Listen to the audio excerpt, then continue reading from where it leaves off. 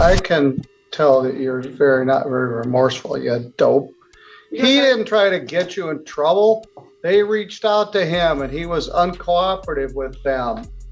You crashed your car with a .173 blood alcohol. You rear-ended another car and almost killed 2 people. Sir, I understand. You rolled your car over. Buckle up, guys. Today we are going to watch a judge realize he may be starring at the most dangerous case of the day. A .173 blood alcohol level, a rollover crash, multiple people nearly killed, and somehow the recommendation is 1 day in jail. The defense tries to soften it, no serious injuries, just treated and released. But the judge isn't buying the disconnect. The tension is instant and thick. Mr. Schuster. Yes, sir. This is file number 251687. You were charged with operating with a high blood alcohol level. That matter was reduced and you pled to a charge of operating while intoxicated. Yes. This may be the worst case of the day. Daniel Frazina has prepared the screening report and I feel like I got a complete disconnect. There's a terrible accident where somebody has debilitating lifetime injuries and I have a recommendation of 1 day jail. Right at 1 day. I feel like I fell off a cliff or something. Mr. Felt, what would you like me to know? Judge, actually, I had a question, if I may. Was there somebody injured in the other vehicle? Is that who you're referring to? The police report, supplemental report, says that someone in his vehicle Right. Right, and he was. Yeah, hang on. has an extensive history of head injuries, nerve pain, and he was suffering from a pre-existing condition, and all of which have been getting worse since the crash. So that was a person in his vehicle. The people in the other vehicle weren't doing too great either. This car flipped over. There were 3 people in it, may or may not have been drunk. They hit another car.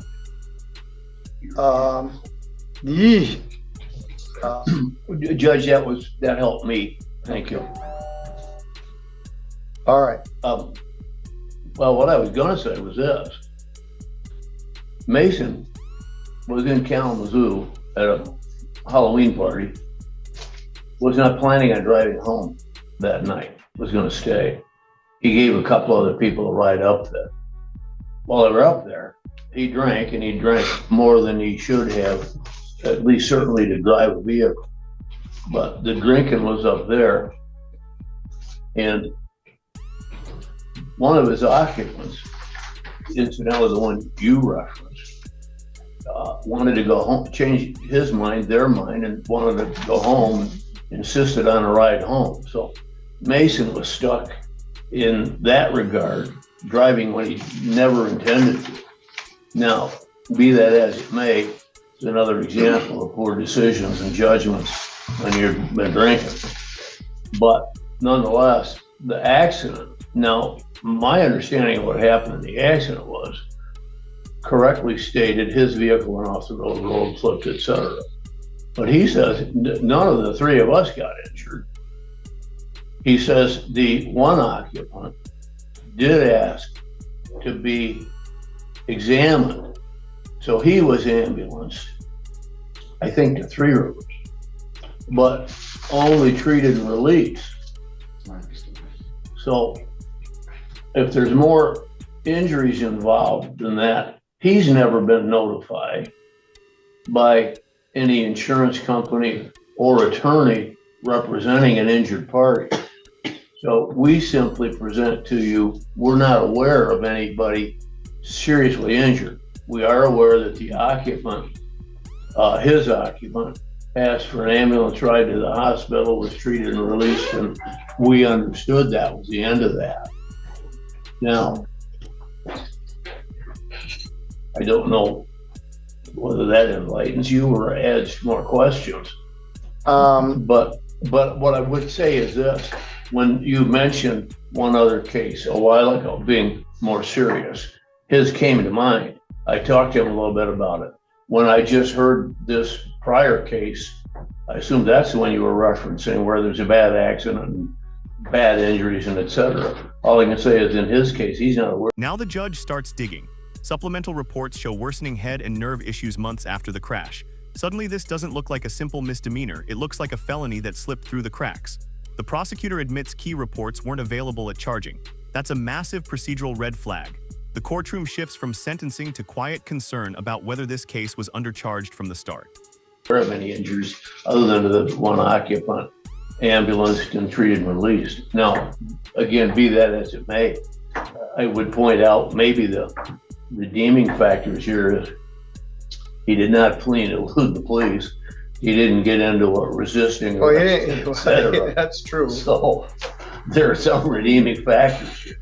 I submit to you, we only know this to be an accident because of alcohol, an alcohol-related accident, and are not aware of any serious injury other than this treat and release. All right, well, this happened a year ago, Halloween of 2024. Right. The affidavit has the wrong date in it. I think this has Miss Camfield's fingerprints on it because she got here and somebody asked the state police to go back and better interview the person in the vehicle. What the police report said, I spoke to Kirsten. Well, Miss Camfield wasn't here yet in February of 25. He went to the hospital to have his head checked. He stated no head scan was done, but his blood sugar was checked. He has an extensive history with head injuries, nerve pain stemming from his neck to his arm. He advised the issue with his neck has gotten worse. And bear in mind, this was February after the October accident. And he now has trouble rotating his head due to his neck pain. He has suffered from pre-existing conditions such as short-term memory loss, chronic headaches, light sensitivity, all of which has gotten worse since getting in the crash. As far as I'm concerned, that's operating while intoxicated, causing a serious or debilitating injury. But it also looks like they weren't particularly cooperative. I don't know that they ever got that person's medical records. So when it was authorized, finally, like in June of this year, all that was authorized was high blood alcohol level and operating while intoxicated. There was no felony charge of operating while intoxicated with a serious injury. So this is what we got. But the police report, when they went back and re-interviewed the victim, and this has been a sore point of mine for some time. It's better now once Miss Davis came, but they would have a bad accident and then they would never, passenger was removed by ambulance and they never checked to see what happened to the person. Then you find out they've got terrible debilitating injuries, and this happened multiple times in the last several years. So I didn't know if that's what this was. So it happened in October. They asked for further investigation. That has Ms. Davis's fingerprints on it. She took office in December, and this would have been a case that she would have inherited from the previous administration. So she or somebody, Mr. Gabry or her, asked the police to do some more investigation, which they did. Then several months later, Ms. Camfield authorized this. It also appears that that witness and his parents were not particularly cooperative with the prosecutor. But it is a situation where he crashed into somebody else's car, rolled his car over with 2 people in it, and could have killed 5 people. And his blood alcohol was over the high limit for high blood alcohol level. He also has some prior criminal history, and he's only 22 years old.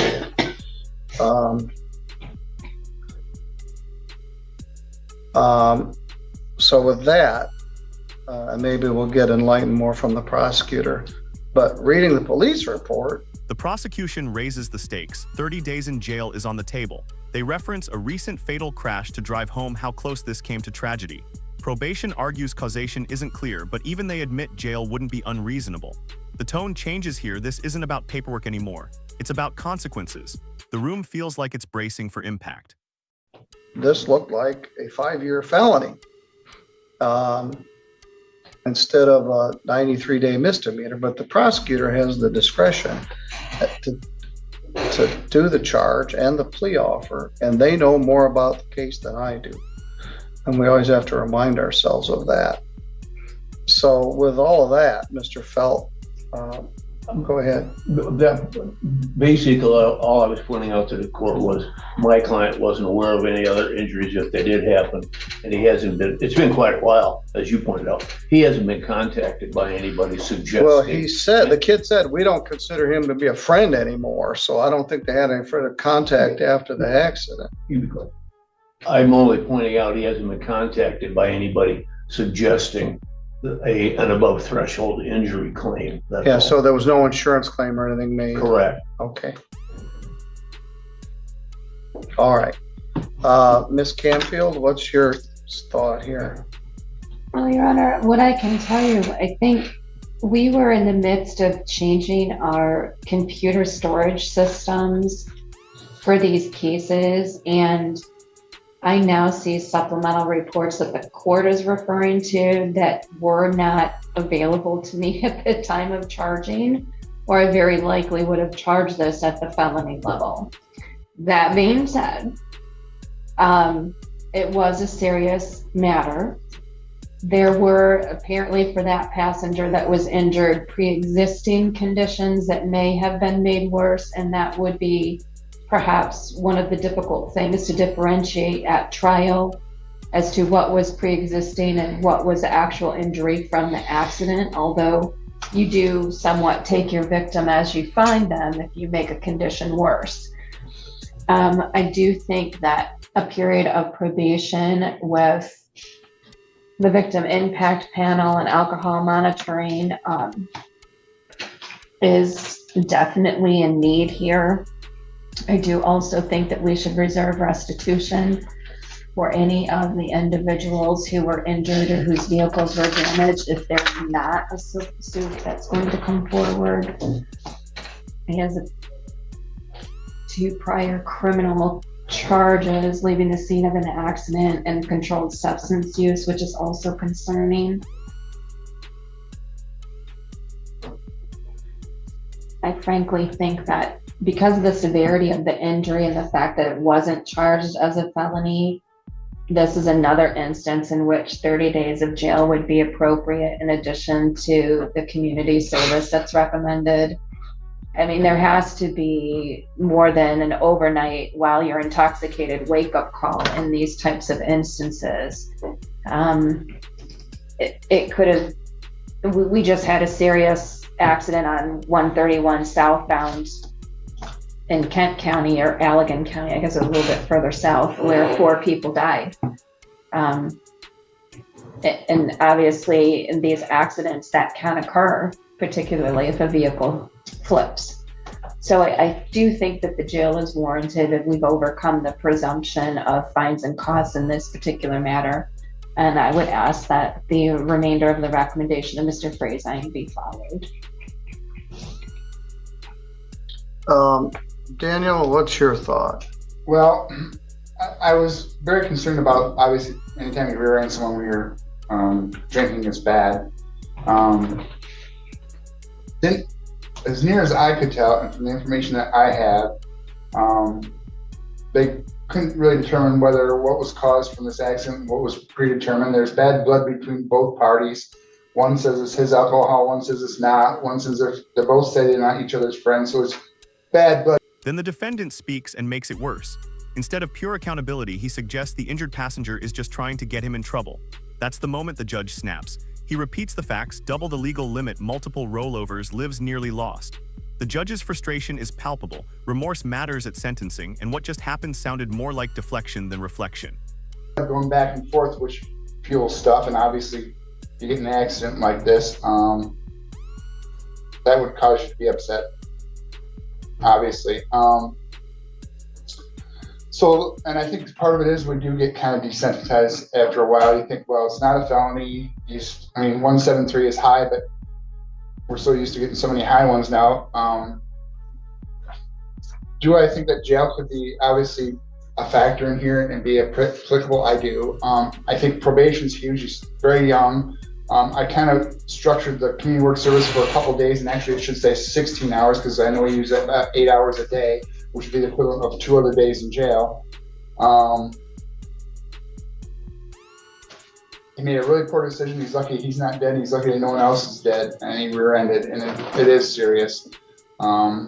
And like I said, but as far as the injuries, as near as I could tell, there's nothing concrete that I had that said, well, yeah, this accident caused that. Now, is there a likelihood? Yes, there is. But I didn't have anything that saying, and I didn't think the follow-up was all that detailed. And like you said, we do have some issues with that. It's getting better, and I'm hoping it continues to get better with a follow-up on that, because it would have been nice to know if there was definitely some injuries that were caused by this. But this is my recommendation, and I would totally understand the court added more jail days. Mr. Schuster, what would you like me to know?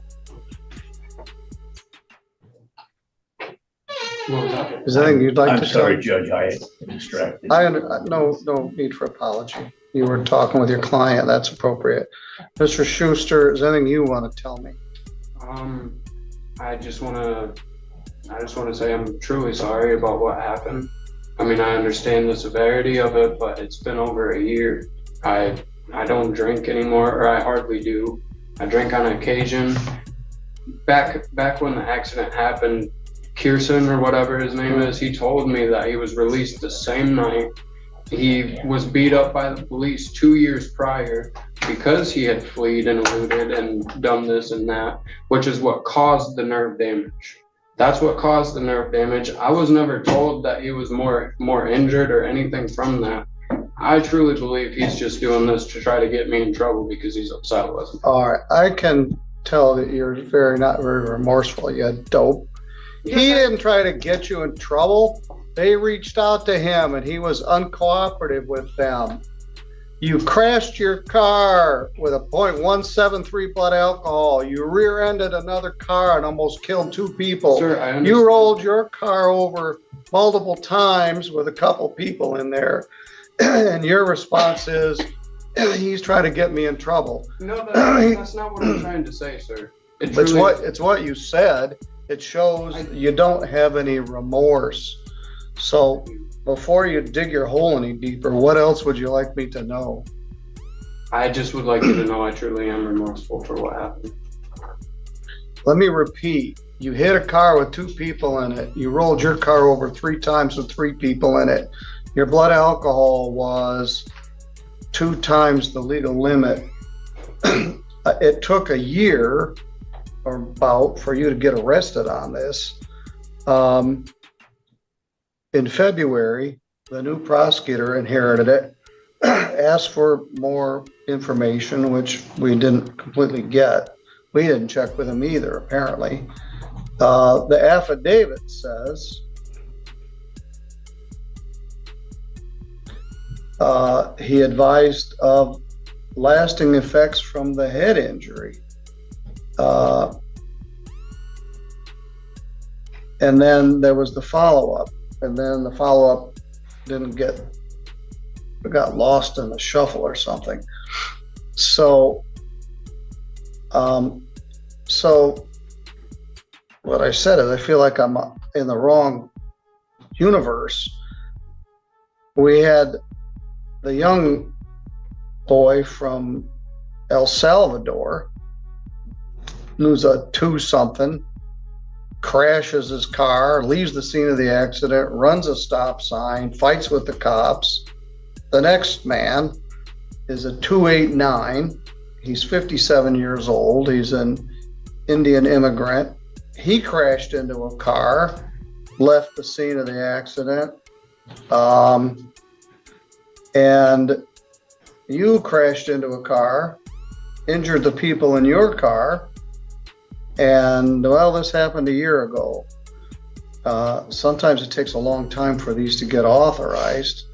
I don't know all the circumstances. Some had to do with a change of office. Once you got arrested, you've been cooperative. But this ain't a 1 day in jail credit, 1 day.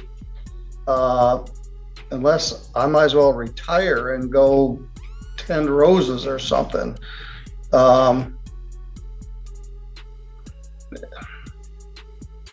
So I'm not sure what is the right answer.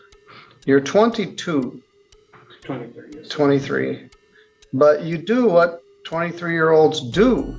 The young boy from El Salvador went out and got drunk and then drove his car. It's like, well, of course. You drink way too much at a party, and then when you get to that point, you lose your judgment. It's like, well, I can drive. You had to drive all the way from Kalamazoo to where you were, where you finally crashed into the back end of this other car. We've had a terrible year of accidents on 131. Ms. Camfield just remarked to the one that happened in Allegan County within the last 14 days where 4 people were killed. This guy isn't going out of his way to get you in trouble. What it says, as far as I can tell, nobody ever got his hospital information. Prosecutor requested additional information from passenger Kirsten Richards regarding current medical condition, and all passengers from both vehicles need to be interviewed. That's either Mr. Gabriel or Ms. Davis in January, right after they took office, saying, hey, this case needs some more work. Kudos to them. In February, contacted Kirsten's parents to receive call from him concerning his medical status. Parents seemed to be uncooperative. Contacted parents of subject taken to hospital after crash. Interview of subject requested by the prosecutor's office. So they wanted to know what the guy had to say. And he says it's all gotten worse since the crash. But it wasn't like he was like, hey, please interview me. Now, who's this? Anything else that you want to tell me? Not much, sir. Are you working somewhere now? Yes, sir. All right, where is that? I'm working for my father doing home repair. And, All right, that's what he said. You do drywall? I do everything, really, that's for sure. Well, you're going to lose your driver's license as a result of this. There's nothing I can do about it. I understand that. But I agree, a probation is needed here. I'm gonna do a 24-month probation, which can be discharged at the end of 12 months. I'm gonna order 11 days, credit 1, leaving 10 days to serve, which will be served on the weekends. I'm supposed to do these sentences proportionally. And according to the Auburn Hills Court of Appeals case, I'm not exactly even sure what that means. It is your first drinking driving offense, and it did in fact not get charged as a felony. In fact, they even reduced it from high BAC. So it's just a regular OUIL first offense. There's this $300 fine, $75 crime victims' rights fee, $50 state minimum fee, $100 screening fee. You hired your own attorney. $960 probation oversight fee. Ms. Camfield, do you have a police reimbursement in your file? I'm not seeing one, Your Honor, but it would be to Michigan State Police for a blood test and an accident. The other one I just did $200. Mm-hmm. Drinking driving is an expensive proposition, Mr. Schuster. There's a commercial that says that, and it certainly is true. Yes, sir. $300 plus $125 plus 100 screening fee, $960 probation oversight fee. That could be cut in half if you do it in a year. $200 police reimbursement and a $32 victim impact fee. And if we subtract $480 80 from that, it would be about $1,237.